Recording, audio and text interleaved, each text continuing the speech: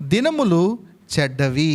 దినాల గురించి మనం ఆలోచన చేసేటప్పుడు, సమయం గురించి మనము ఆలోచన చేసేటప్పుడు ఇలా అనుకుందాం. మన దేవుడు ఎవరు అనంటే సర్వాధికారి అయిన దేవుడు అని మనం అనుకున్నాం కదా. ఆయన సార్వభౌమాధికారం కలిగిన దేవుడు అని మనం అనుకున్నాం.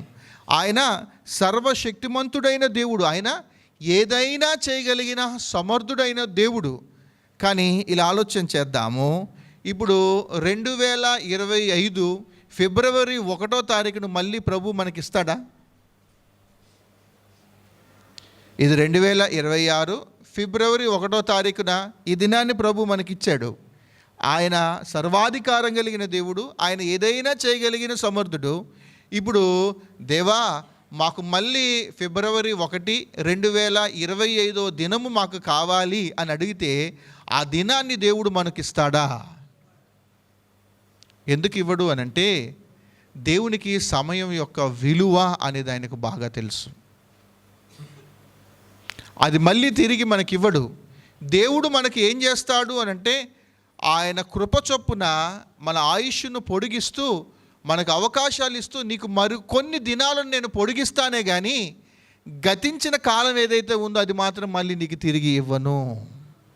ఈ కాలాన్ని గురించి జ్ఞాపకం చేసుకుంటూ, ఈ దినాలను గురించి జ్ఞాపకం చేసుకుంటూ ఇప్పుడు మన ఆత్మీయతను ఒకసారి పరిశీలన చేసుకుందాం. మన గతం అనేది ఎలాగుంది, మన భవిష్యత్తులో మనం ఎలా ఉండాలి అనేది మనం తీర్మానం తీసుకోవాలి. ఒకవేళ మన గతం అనేది సరిగా లేకపోతే, మన ఆత్మీయ జీవితంలో మన గతంలో ప్రభు కొరకు సరిగా నిలబడిన సమయాలు అనేది లేకపోతే, ఈ దేవుడు ఏం చేశాడు అనంటే మరికొన్ని దినాలు ఆయుష్ను పొడిగించి మనల్ని దేవుడు సజీవులుగా ఆయన మనల్ని ఉంచాడు. ఇవాళ మన అనారోగ్యంతో ఉండొచ్చు, ఇవాళ మనం బాధలతో ఉండొచ్చు, చాలా అసలు ఎవరికి చెప్పుకోలేని ఇబ్బందులలో మనం ఉండొచ్చు. కానీ ఒకటి మనం గుర్తుపెట్టుకుందాం, నేటి దినాన మనం సజీవులంగా ఉన్నాం, మనం రక్షించబడిన వ్యక్తులము. దేవుని కొరకు మనం చేయని పనులు ఏవైనా ఉంటే అవి చేయటానికి దేవుడు మనకు అవకాశం ఇచ్చాడు.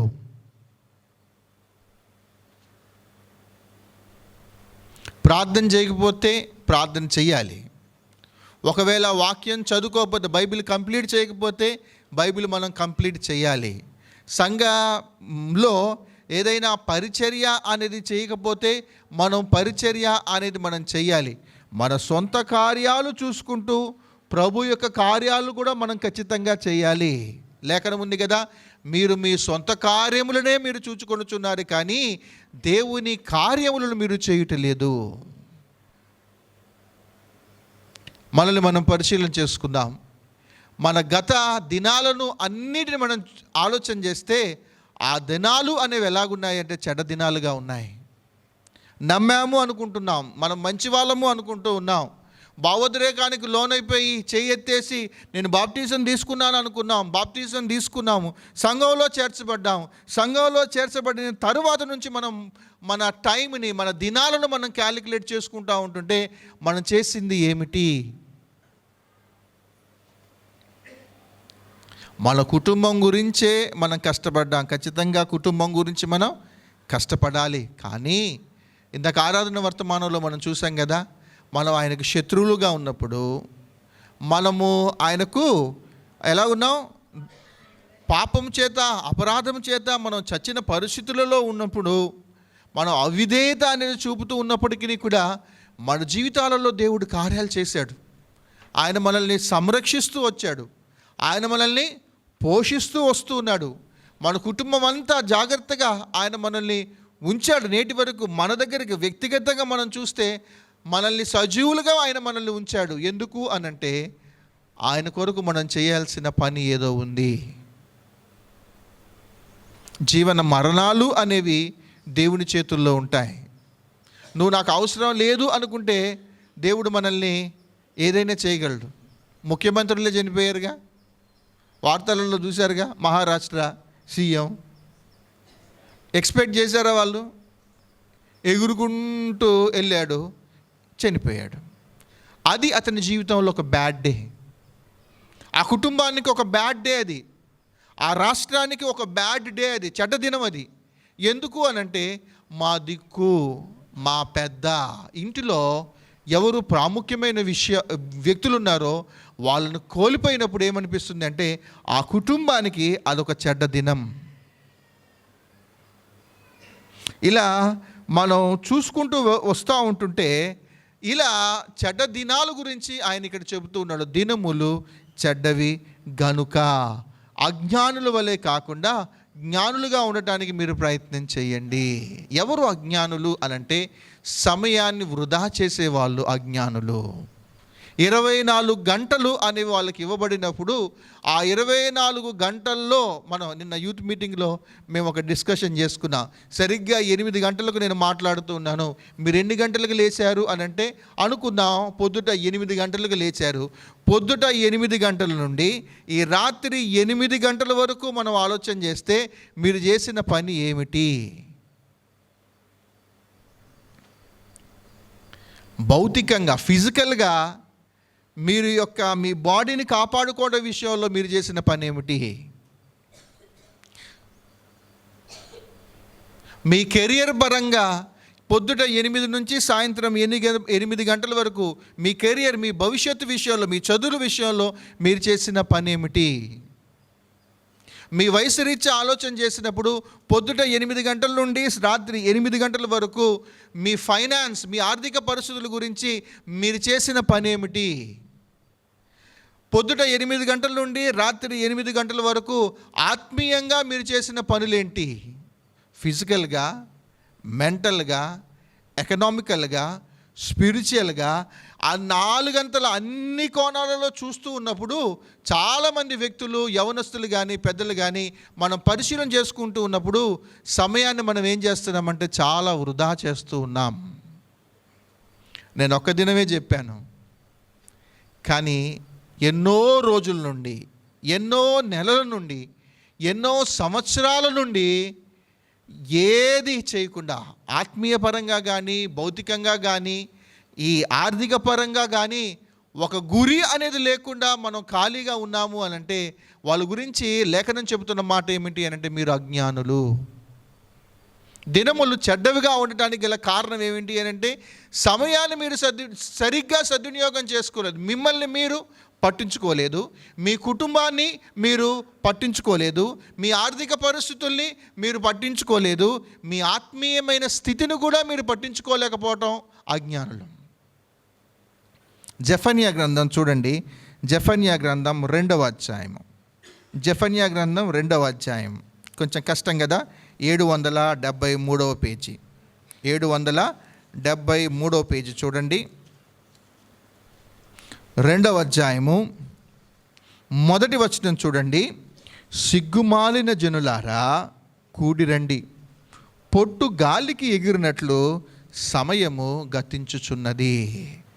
సమయము గతించుచున్నది. ఏమంటున్నాడైనా? పొట్టు గాలికి ఎగురునట్లు సమయము గతించుచున్నది. సమయాన్ని పాడు చేసుకునే వ్యక్తులను ఆయన ఎలా తిడుతున్నాడు అనంటే అజ్ఞానులు అంటున్నాడు. సమయాన్ని, దినాలను పాడు చేసుకునే వ్యక్తిని ఏమంటున్నాడు అనంటే సిగ్గుమాలిన జనులు. వీళ్ళు చెప్పిన మాట వినరు. ఇక్కడ ఆ కాంటెక్స్ట్ అనేది ఎలాగుంది, అక్కడ పరిస్థితి ఎలాగుందంటే చెప్పేటోడికే సిగ్గేస్తుందంట. చెప్పి చెప్పి చెప్పి నాకే సిగ్గేస్తుందిరా అనుకుంటూ ఆయన ఏమన్నాడు? సిగ్గుమాలిన జనులారా రండి, పొట్టు గాలికి ఊరినట్లు సమయము గతిస్తూ ఉంటుంది. ఏ వ్యక్తి అయితే, లేకపోతే ఏ సమాజము అయితే సమయాన్ని సరిగా వినియోగించుకోరో వాళ్ళ జీవితాలలో, వారి కుటుంబాలలో ఏం జరుగుతాయి అంటే, లేకపోతే ఒక సమాజం, ఒక సంఘంలో ఏం జరుగుతుంది అని అంటే చెడ్డ దినాలు వచ్చే ప్రమాదం అనేది ఉంది. దారిద్ర్యం అనేది వచ్చే ఒక అవకాశము అనేది ఉంది. భౌతికమైన దారిద్ర్యం కానీ, ఆత్మీయమైన దారిద్ర్యం కానీ, ఏ కోణాలలో చూసినా కూడా దారిద్ర్యం అనేది దాగి ఉంటుంది. కనుక మనం కొన్ని మాటలు చూద్దాం. ఇశ్రాయేలు ప్రజల జీవితాలలో కొన్ని చెడ్డ దినాలు రావటానికి గల కారణం, వాళ్ళని ఎందుకు ఈ మాట అంటున్నాడు అనేది మనం పరిశీలన చేసుకుందాం. 2026లో చాలా చెడ్డ దినాలు మనం చూసాం కదా. 2020 దగ్గరికి వచ్చేసరికి ఒక చెడ్డ సంవత్సరం అది అందరికీ కదా. కరోనా అనేది ఒక చెడ్డ సంవత్సరం అందరికీ. 2020, 2021 అందరి ఇళ్లలోనే ఉన్నారు. అలాంటి దినాలు మళ్ళీ రావాలని ఎవరు కోరుకోరు. అదొక చెడ్డ దినం, అదొక చెడ్డ సంవత్సరం. 2026లోనే కొన్ని కుటుంబాలకు కొన్ని చెడ్డ దినాలు అనేవి ఉన్నాయి. వాళ్ళ ఇంటికి సంబంధించిన ప్రాముఖ్యమైన వ్యక్తులు చాలామంది చనిపోవటం అనేది జరిగింది. పుల్వామా అటాక్ అనేది మనం చూసాం. ఇలా కొన్ని చెడ్డ దినాలు భారతదేశంలోనే మనకు కనిపిస్తూ ఉన్నాయి.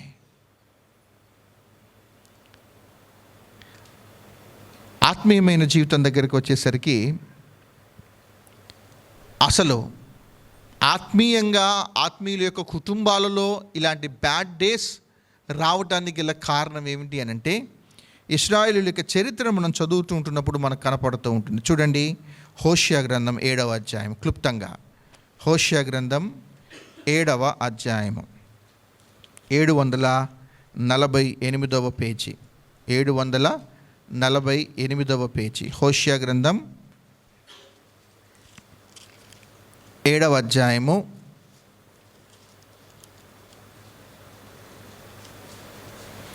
13వ వచనం చూడండి. వారికి శ్రమ కలుగును, వారు నన్ను విసర్జించి తప్పిపోయి ఉన్నారు. వారికి నాశనము కలుగును, వారు నా మీద తిరుగుబాటు చేసి ఉన్నారు. వారికి క్షామము సంభవించును, వారికి క్షయము సంభవించును. నేను వారిని విమోచింపగోరి ఉన్నాను. వారు నా మీద అబద్ధములు చెప్పుదురు.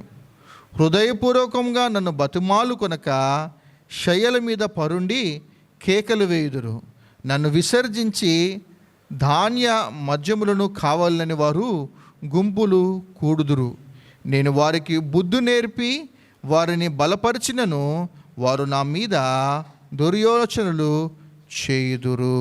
వారు తిరుగుదురు కానీ సర్వోన్నతుడైన వాని యొద్దకు తిరుగరు. వారు అక్కరకు రాని విల్లువలేనున్నారు. వారి అధిపతులు తాము పలికిన గర్వపు మాటలలో చిక్కుబడి కత్తిపాలగుదురు.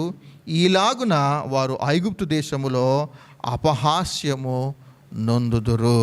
చూసారా, ఇక్కడ ఇశ్రాయేలీయుల యొక్క పరిస్థితి అనేది మనం చూస్తూ ఉంటున్నప్పుడు, వీళ్ళు ఒక చెడ్డ దినాలలోకి వెళ్ళిపోవడానికి గల కారణం, వీళ్ళ జీవితాలలోకి శ్రమలు అనేవి రావటానికి గల కారణం ఏమిటి అంటే, శ్రమ అనేది రావటానికి, నాశనము అనేది రావటానికి, క్షయము అనేది వీళ్ళ జీవితాలలో సంభవించడానికి గల కారణం ఏమిటి అని అంటే, ఏమున్నాయి అక్కడ? ఈ మూడు వాళ్ళ జీవితాలలో రావటానికి గల కారణం ఏంటి? ఆన్సర్ అక్కడే ఉంది. ఏముంది? వారు నన్ను విసర్జించి తప్పిపోయి ఉన్నారు. ఎవరు అయితే దేవునిని లైట్గా తీసుకుంటారో, లైట్ అంటే అర్థమైందిగా, ఇది మన పరిభాష కదా. ఎవరైతే దేవునిని లైట్గా తీసుకుంటారో, దేవునిని విసర్జిస్తూ తమ పనులు వాళ్ళు చేసుకుంటూ వెళ్తూ ఉంటారో, నెలైనా సంవత్సరాలైనా ఎన్నో దినాలలో గడుస్తూ ఉంటున్నప్పటికీ కూడా దేవునిని పట్టించుకోకుండా ఒక నామకార్థమైన క్రైస్తవ్యంలో ఒకవేళ ఉన్నట్లయితే, ఇక్కడ మనం నేర్చుకోవాల్సిన పాఠం ఏమిటి అని అంటే, వారి జీవితాలలో ఒక బ్యాడ్ డే అనేది వస్తుంది. నేను బెదిరించటం లేదు, నేను భయపెట్టడం లేదు. ఎందుకు ఈ మాటలు నేను చెబుతూ ఉన్నాను అని అంటే, ఇప్పటికే చాలా సంవత్సరాలు గడిచిపోయాయి.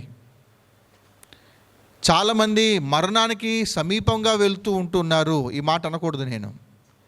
మనం దినాలు పెరుగుతూ ఉన్న కొద్దీ మన బాధ్యతలు మనం ఆలోచన చేస్తున్నప్పుడు మనం చేసింది ఏమీ లేదు. ఒక వ్యక్తి, ఒక ఆత్మీయుడిగా పిలువబడుతున్న వ్యక్తి ఎప్పుడైతే దేవుని విసర్జించటము అనేది చేస్తూ ఉంటాడో, ఎప్పుడైతే దేవుణ్ణి కాదనుకొని బయటికి వెళ్ళిపోవటానికి ఇష్టపడుతూ ఉంటాడో, వారి జీవితాల్లోకి ఏం జరుగుతాయి అని అంటే, ఇలాంటి ప్రమాదాలు వచ్చే పరిస్థితి అనేది ఏర్పడుతుంది. కనుక దీన్ని మనం జ్ఞాపకం చేసుకోవాలి. దేవుణ్ణి మనం నిర్లక్ష్యము అనేది మనం చేయకూడదు. చూద్దామా వీళ్ళ జీవితంలో దేవుడు చేసిన కార్యాలేంటి, లేకపోతే వీళ్ళు చేసిన తప్పులేంటి అనేది ఇక్కడ మనం చూద్దాం. ఈ 13వ వచనంలో మనం చూసాము. అలానే ఇశ్రాయేలీల యొక్క జీవితంలో ఒక బ్యాడ్ డే అనేది ఉంది. చెప్పండి, వాళ్ళ జీవితంలో జరిగిన ఒక చెడ్డ దినం గుర్తు చేయండి నాకు. ఇశ్రాయేలీల యొక్క చరిత్రలో, లేకపోతే ఈ ప్రజల జీవితంలో జరిగిన వాళ్ళు ఎన్నడూ మర్చిపోని ఒక బ్యాడ్ డే.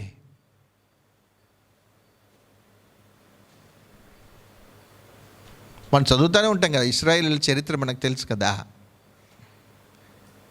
వాళ్ళు ఎక్కడుండే వాళ్ళు, మోషేని ఏర్పరచుకున్నాడు, యెహోషువని ఏర్పరచుకున్నారు.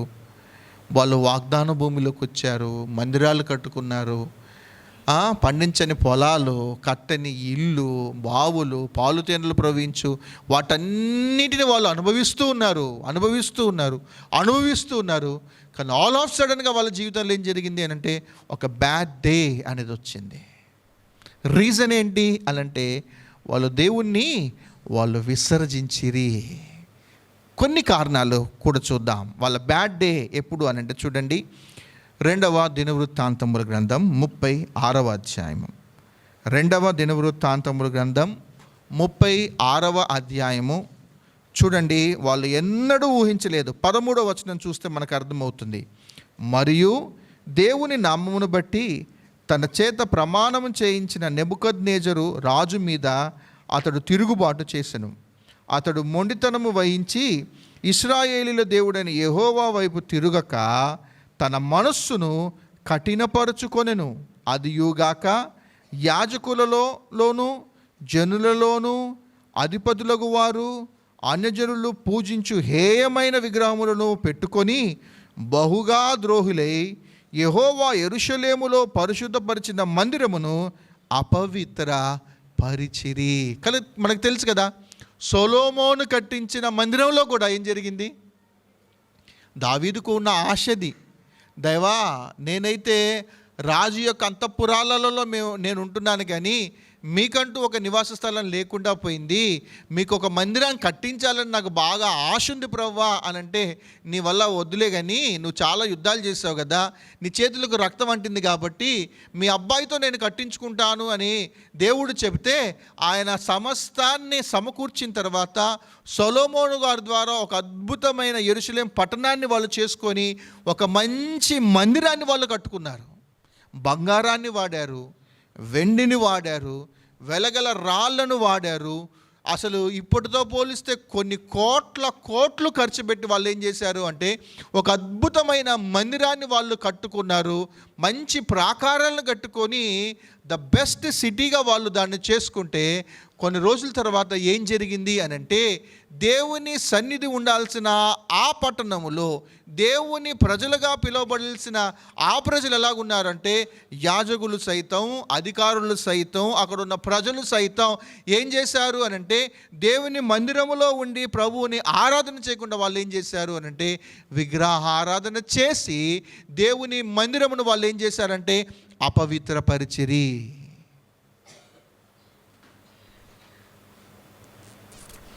అంటే ఏమిటి అని అంటే వాళ్ళు దేవునిని విసర్జించిరి. ఏం చేశారు ఇంకా చూడండి, మందిరమును అపవిత్రపరిచిరి. వారి పితరుల దేవుడైన, మీకు పేజీ నెంబర్ ఎందుకు చెప్పానంటే లేఖనం చూస్తారని, 390వ పేజీ, 2వ దినవృత్తాంతముల గ్రంథం 36వ అధ్యాయం చూస్తే అది క్లారిటీగా ఉంటుంది. 36:15 వచనం చూడండి. వారి పితరుల దేవుడైన యెహోవా తన జనులందరూ తన నివాస స్థలమందు కటాక్షము గలవాడై వారి యొద్దకు తన దూతల ద్వారా వర్తమానము పంపుచూ వచ్చెను. దేవుడు ఏం చేశాడు అంటే, ఒరే మీరు ఇంత చేస్తూ ఉన్నప్పటికీ కూడా ఇప్పుడు నేనేం చేయాలి అని అంటే, మీ మీద నా కటాక్షం అలానే ఉంది, మీ మీద నా కనికరము అనేది అలాగే ఉంది. ఎన్నిసార్లు దేవుడు తన సేవకుల ద్వారా మాట్లాడుతూ ఉన్నప్పటికీ కూడా ఆ సమయాన్ని మనం వినియోగించుకోకపోతే ఏం జరుగుతుంది అని అంటే, వ్యక్తిగతంగాను లేకపోతే మన కుటుంబాలలో కానీ ఈ ఇశ్రాయేలు ప్రజల్లాగా సమాజంలో కానీ ఏం జరిగిద్ది అని అంటే శ్రమ వచ్చే ప్రమాదం అనేది ఉంది. ఒక చెడ్డ దినము అనేది వచ్చే ప్రమాదము అనేది ఉంది. దేవుడు వాళ్ళ మీద కటాక్షం ఉంచి మీరు పాడైపోతున్నారు కదా అనుకొని ఆయన ఏం చేశాడు, దూతలను పంపించాడంట. ప్రవక్తలను పంపించాడంట. ప్రవక్తలను పంపించి మీరు చేసేది తప్పు నానా అని చెప్పాడు.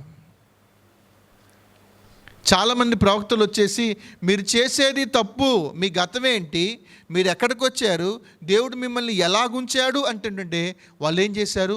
దేవుడిని విసర్జించిరి కదా. ఇంకేముంది అక్కడ? దూతల ద్వారా వర్తమానం పంపుచూ వచ్చెను, ఆయన పెందల కాడనే లేచి పంపుచూ వచ్చినను వారు దేవుని దూతలను ఎగతాళి చేయుచు ఆయన వాక్యములను తృణీకరించుచు ఆయన ప్రవక్తలను హింసించుచు రాగా నివారింప సఖ్యము కాకుండా యెహోవా కోపము ఆయన జనుల మీదకు వచ్చెను. The bad day of the bad day for Israelites. ఇశ్రాయేలీయుల యొక్క చరిత్రలో వాళ్ళకున్న ఒక చెడ్డ దినం ఏమిటి అంటే ఈ దినమే. బబులోనులు వచ్చారు, కల్దీలు వచ్చారు, వాళ్ళు ఊహించలేదు, హఠాత్తుగా వాళ్ళ మీద పడిపోయారు. ఎటు తప్పించుకోలేని పరిస్థితుల్లో కూడా వాళ్ళు లేరు. ఎటు తప్పించుకుందామన్నా పారిపోయే పరిస్థితుల్లో కూడా వాళ్ళు లేరు. వచ్చారు, ఇళ్లను కూల్చేశారు, అక్కడ యవనస్తులు తీసుకొని వెళ్ళిపోయారు, అక్కడున్న పిల్లల్ని తీసుకొని వెళ్ళిపోయారు, అక్కడున్న పురుషులందరినీ వాళ్ళు చంపేశారు. అక్కడ దేవుని మందిరంలోకి వాళ్ళు వచ్చేసారు. గోడలకున్న బంగారాన్ని తీసేశారు, గోడలకున్న వెండిని తీసేశారు, గోడలకున్న వెలగల రాళ్ళన్నిటిని వాళ్ళు తీసేసుకున్నారు. మందిరంలో ఉన్న పవిత్రమైన సామాగ్రిని అంతటినీ వాళ్ళు తీసుకొని వాళ్ళు వెళ్ళిపోతూ వాళ్ళు ఏం చేశారంటే మందిరాన్ని అగ్నిచేత కాల్చేశారు, ప్రాకారాలన్నీ అగ్నిచేత వాళ్ళు కాల్చేశారు. దేవుని మందిరాన్ని వాళ్ళు కూల్చేసిన తర్వాత దూరం నుండి వాళ్ళు తీసుకొని చైన్లు కట్టేసి లాక్కొని వెళ్తూ ఉంటుంటే అది వాళ్ళ జీవితంలో ఒక చెడ్డ దినం. చెడ్డ దినం రావటానికి గల మొదటి కారణం ఏంటి అని అంటే ఇక్కడ మనం చూసాము, వారికి ఇచ్చిన సమయాన్ని వాళ్ళు సద్వినియోగం పరచుకోలేదు. దూతలను పంపించినప్పటికీ కూడా, ప్రవర్తనను పంపించినప్పటికీ కూడా వాళ్ళు మాటను తిరస్కరించడం మాత్రమే కాదు, వాళ్ళను పట్టుకొని హింసించరి. ఇప్పుడు మనల్ని మనం పరిశీలన చేసుకుందాం. ప్రభు బలిలోకి వెళ్ళక ముందు ఏమిటి అని అంటే, దేవుని మాట మనకు వినపడుతూ ఉంటున్నప్పుడు ఆ మాటను మనం సీరియస్గా తీసుకుంటూ ఉన్నామా, వీళ్ళలాగా ఆ మాటలను మనం నిర్లక్ష్యం చేస్తూ ఉన్నామా? ఇప్పటికీ బైబిల్ చదువుకోకపోతే బైబిల్ చదువుకో అనంటే ఈ మాట ఎవరు చెప్తున్నారు? నేను కాదు.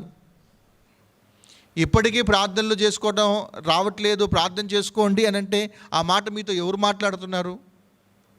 మీరు ఇప్పటికీ ఆరాధన చేసుకోవట్లేదు, ఆరాధనలు చేయటానికి ప్రయత్నం చేయండి, ఈ మాట ఎవరు చెబుతున్నారు?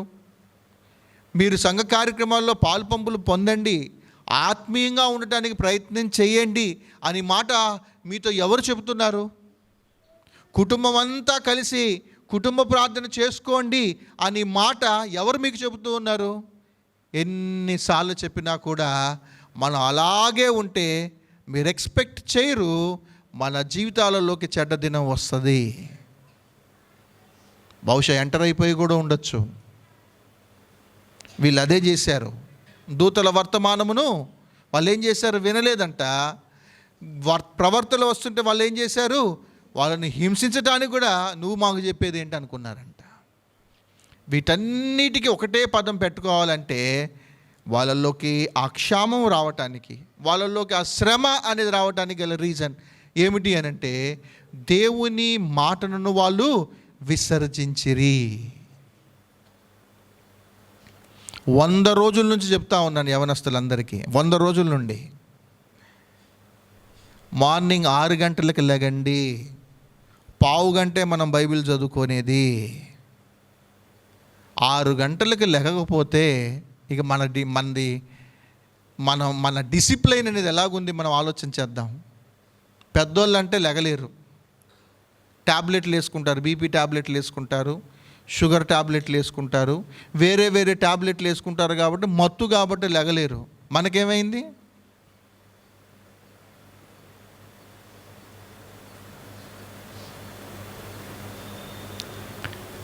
బ్యాడ్ డే అనేది మన జీవితంలోకి ఎంటర్ కాకుండా మనం కాపాడుకోవాలి. ఇప్పటికే మనం చాలా నష్టపోయాం. దేవుని మాటను మనం విసర్జించొద్దు. 5 సంవత్సరాల నుంచి పురుషులకు చెబుతానే ఉన్నాం, మీరు ఫ్యామిలీ ప్రేయర్కి రండి. 9 గంటలకు మీరు ఎవ్వరు పని చేయరు. నాకు తెలుసు చాలామంది స్త్రీలు పురుషులు 9 గంటలకు మీ ఉద్యోగాలు ఏమీ ఉండవు. 9 గంటలకు మీరు ఇంటికి వస్తారు. ఇంటికి వచ్చిన తర్వాత కేవలం భోజనం మాత్రమే చేస్తారు. అది ఉద్యోగం చేసే పని చేసే సమయం కానే కాదు. 5 సంవత్సరాల నుండి కుటుంబంగా మనం అందరం కలిసి ప్రార్థన చేసుకుందామని చెబుతానే ఉన్నాం, కానీ వస్తున్నామా?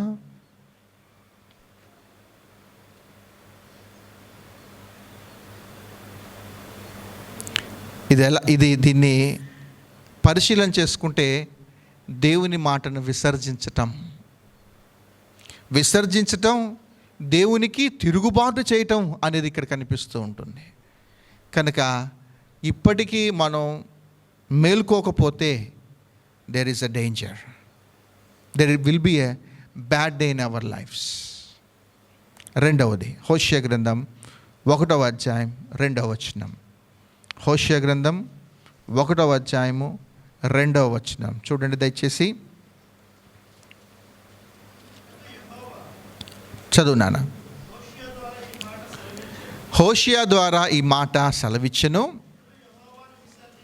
జనులు యెహోవాను విసర్జించి బహుగా వ్యభిచరించుచున్నారు గనుక చాలు. వీళ్ళలోకి ఒక బ్యాడ్ డే రావటానికి గల కారణం ఏమిటి అనంటే, ఇది ఆత్మీయమైన భాష. వీళ్ళు ఏం చేస్తున్నారు అంటే బహుగా వ్యభిచరించిరి గనుక. దీన్ని స్పిరిచువల్ అడల్టరీ అంటారు. ఆత్మీయంగా వీళ్ళు ఏం చేస్తున్నారు అనంటే ఒక వ్యభిచారంలో ఉన్నారు.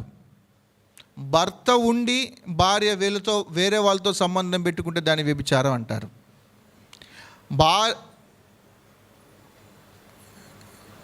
భార్య ఉండి భర్త వేరే వాళ్ళతో సంబంధం పెట్టుకుంటే దానిని వ్యభిచారము అని అంటారు. వీళ్ళ దగ్గరకు వచ్చేసరికి సజీవుడైన దేవుడు వీళ్ళకుండి వీళ్ళు ఏం చేస్తున్నారు అనంటే, ఎవరికైతే ఆరాధన చేయకూడదో వాళ్ళ దగ్గరికి వెళ్తూ ఉంటున్నప్పుడు ప్రవక్త ద్వారా దేవుడు వాళ్ళతో చెబుతున్న మాట ఏమిటి అనంటే, మీరు బహుగా వ్యభిచరించరి. ఈ దేవుడిని మీరు కాదనుకొని ఏది చెయ్యొద్దు అని చెబుతూ ఉన్నానో దానిని మీరు చేస్తూ ఉన్నారు. ఎజ్రా గ్రంథం 9వ అధ్యాయం. మరొక బ్యాడ్ డే చూద్దాం.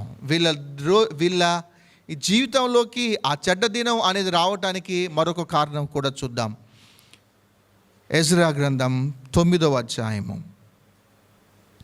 మొదటి 2 వచనాలు చూస్తే మనకు అర్థమవుతుంది.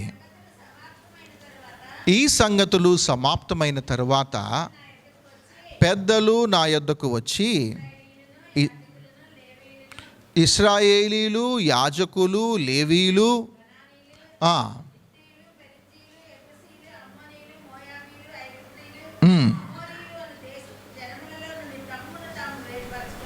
చూడండి, తమ్మును తాము వేరుపరుచుకొనక వాళ్ళు చేయకూడని అసహ్యమైన కార్యములు వాళ్ళు చేయుచు వారి కుమార్తెలను పెళ్లి చేసుకొనుచు తమ కుమారులను తీసుకొనుచు పరిశుద్ధ సంతతిగా ఉండాల్సిన వారు ఆ దేశపు జనులతో కలుసుకొనిన వారు అయ్యేది. చాలండి. కొన్ని దేశాల పేర్లు అక్కడ చెప్పాడు కదా. కొంతమంది పేర్లు, కొన్ని హిత్తీలు, మిద్యానీయులు, వీళ్ళందరి పేర్లు ఆయన అక్కడ చెప్పడం జరిగింది కదా. వీళ్ళు ఎలాగుండాలి అంటే తమను తాము ప్రత్యేకించుకోవాలి. వీళ్ళు తమను తాము ప్రత్యేకించుకోకుండా వీళ్ళతో కలిసిపోవటం వల్ల ఏం జరిగిద్ది అని అంటే మనకు ఒక చెడు జరిగే ప్రమాదం అనేది ఉంది.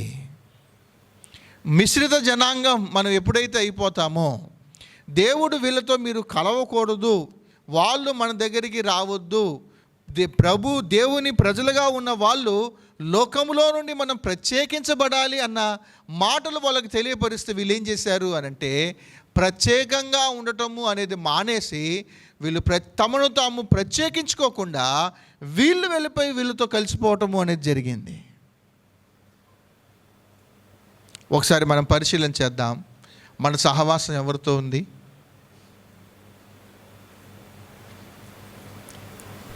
తిరిగి జన్మించిన అనుభవం అనేది ఒక లిటరేచర్, ఒక పాంప్లెట్ మేము చదువుతూ ఉన్నాం యూత్లో.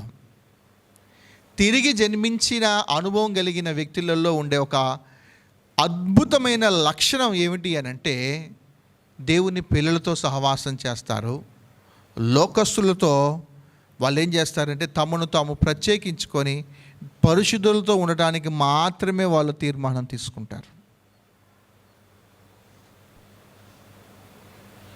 వీళ్ళ జీవితంలోకి ఈ చెడ్డ దినం అనేది రావటానికి గల కారణం ఏంటంటే తమను తాము ప్రత్యేకించుకోలేకపోవటం.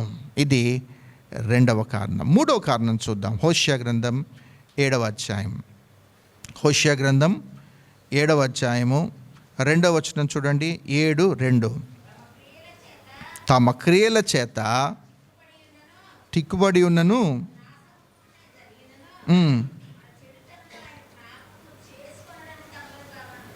వీళ్ళు ఏమనుకున్నారు అని అంటే, మా చెడుతనముని దేవుడు జ్ఞాపకం చేసుకోరు అనుకున్నారంట. మా చెడుతనమును దేవుడు జ్ఞాపకం చేసుకోడు అనుకోవటం ద్వారా ఏం జరిగిందంటే ఊహించలేదు. అమ్మ చెప్పనా? హోషేయ గ్రంథం 7వ అధ్యాయం 2వ వచనం, స్వర్ణాంటి 7:2. ఏం జరిగింది అని అంటే దేవుని విలువలను వీళ్ళు మర్చిపోయారు. మొదటి కారణం ఏంటి? వారు దేవుని విసర్జించి తప్పిపోయారు. రెండవది, ఆత్మీయంగా వాళ్ళు బహుగా వ్యభిచరించారంటే తమను తాము ప్రత్యేకించుకోవడానికి వాళ్ళు ఇష్టపడలేదు. మూడవది, వాళ్ళ జీవితంలోకి ఒక చెడ్డ దినం రావడానికి గల కారణం ఏమిటి అని అంటే, ఏమనుకున్నారు అని అంటే, మేము ఎంత చేస్తూ ఉన్నా కూడా దేవుడు ఏం పట్టించుకోలే అనుకున్నారు. మా చెడుతనాన్ని పట్టించుకోరు అని అనుకున్నారు వాళ్ళు. అంటే దేవుని విలువలను కూడా వీళ్ళు ఏం చేశారంటే మర్చిపోయారు. ఈ రిఫరెన్సెస్ రాసుకోండి, కొన్ని ఉన్నాయి. కీర్తనలు 50వ కీర్తన 16 నుంచి 21 వరకు చదివితే, నేను మౌనినై ఉన్నాను అని అనుకుంటున్నారు అన్న మాట ఉంటుంది. అది చదువుతారు ఒకసారి ఎవరైనా? 50వ కీర్తన 16వ చరణం.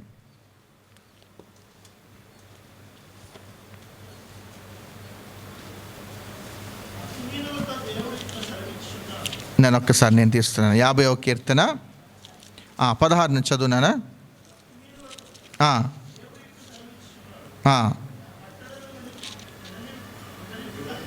భక్తిహీనులతో దేవుడు ఇట్లు సెలవిచ్చుచున్నాడు, నా కట్టలను వివరించుటకు నీకేమి పని? నా నిబంధన నీ నోట వచించదవేమి? దిద్దుబాటు నీకు అసహ్యము గదా? నీవు నా మాటలను నీ వెనుకకు త్రోసివేసెదవు. నీవు దొంగను చూచినప్పుడు వానితో ఏకీభవించెదవు. వ్యభిచారులతో నీవు సాంగత్యము చేసెదవు.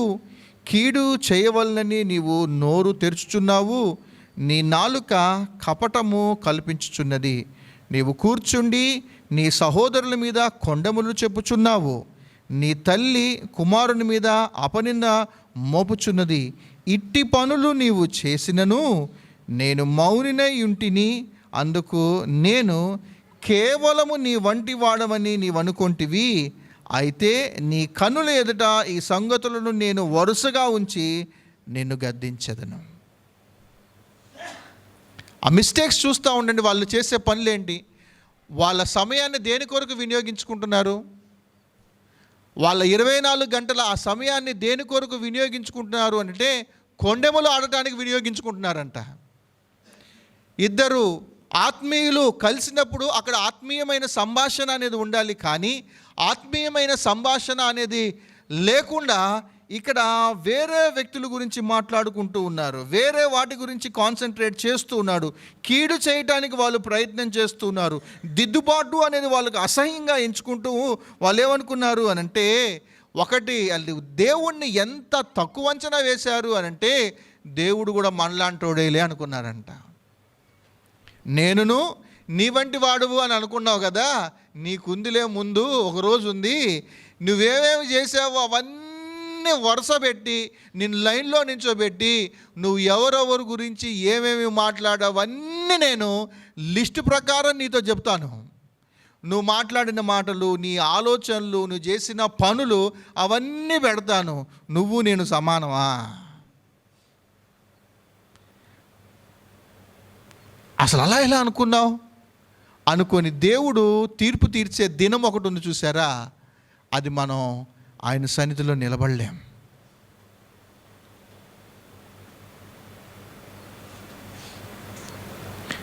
ప్రసంగి 8:11 చూడండి. దుష్క్రియలకు చదవండి, 8:11 చదవండి. దుష్క్రియలకు తగిన శిక్ష శీఘ్రముగా కలగపోవుట చూచి మనుషులు భయము విడిచి హృదయపూర్వకముగా దుష్క్రియలు చేయుచూ ఉన్నారు. ఇది మరొక కారణం. దుష్క్రియలు చేస్తూ ఉన్నామంట, దానికి వెంటనే శిక్ష అనేది రాకపోవటం చేత మనుషులందరూ ఏం చేస్తున్నారంటే హృదయపూర్వకంగా శిక్ష వేస్తున్నారు.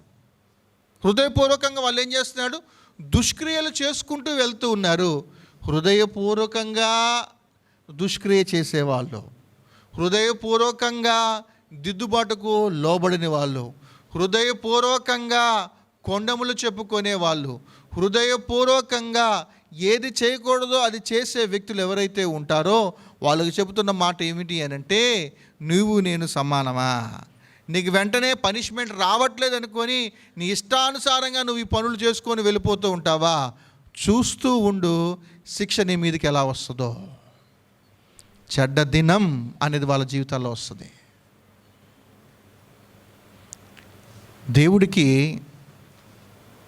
దేవుని ప్రజలుగా పిలువబడుతూ ఆత్మీయమైన ముసుగులో మనం ఉంటూ వేషధారణ చేసే వ్యక్తులంటే దేవునికి ఏమాత్రం ఇష్టం ఉండదు.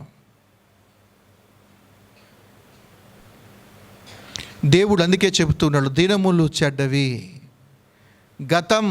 గతమే. ఇప్పటికైనా మన సమయాన్ని మనం సద్వినియోగం చేసుకోవాలి. దేవుడు మన ఆయుష్ను ఆయన పొడిగిస్తూ ఉన్నాడు అని అంటే ఒకటి మనం గుర్తుపెట్టుకోవాలి, ఆయన మనల్ని క్షమించాడు. ఆయన రాకడ ఆలస్యము అవటానికి గల కారణం ఏమిటి అని అంటే, అంతటా అందరూ మారు మనసు పొందాలి అనేది దేవుడు తన దీర్ఘశాంతంతో ఆయన ఎదురు చూస్తూ ఉన్నాడు. మనం మారాలి.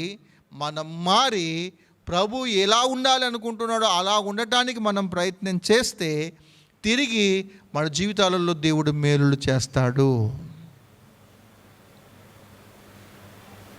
అందుకని ఈ 3 మాటల్లో మనం జ్ఞాపకం చేసుకుందాం. ఏమిటి అని అంటే, ఒకటి ఆయనను విసర్జించారు, 2 తమను తాము వాళ్ళు ప్రత్యేకించుకోలేదు, 3 హృదయపూర్వకంగా వాళ్ళు పాపం చేసుకుంటూ వెళ్తూ ఉన్నారు. దేవుని విలువలను వాళ్ళు మర్చిపోయారు. చివరి మాట చూద్దాం. చివరి మాట హోషియా గ్రంథం 10వ అధ్యాయం. ఎంత మంచి దేవుడు అనంటే, హోషియా గ్రంథం 10వ అధ్యాయము. హోషియా గ్రంథం 10వ అధ్యాయం 12వ వచనం చదవండి దయచేసి, ముగించుకుందాం.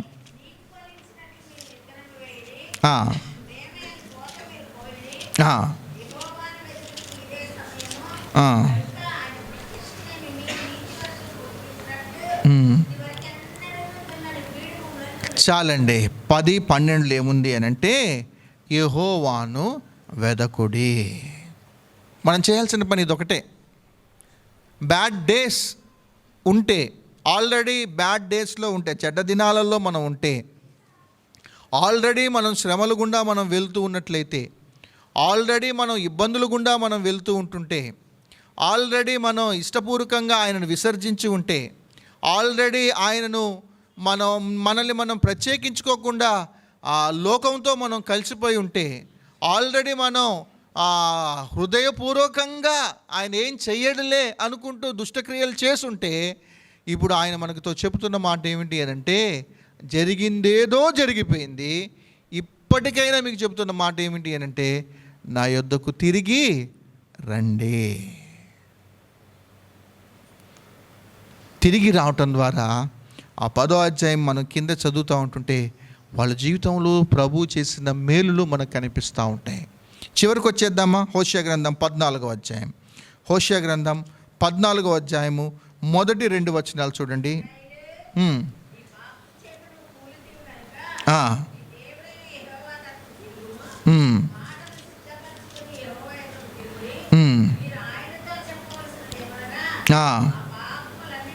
మా పాపములన్నిటినీ పరిహరింపుము, ఎడ్లకు బదుగా నీకు మా పెదవులను అర్పించుచున్నాము.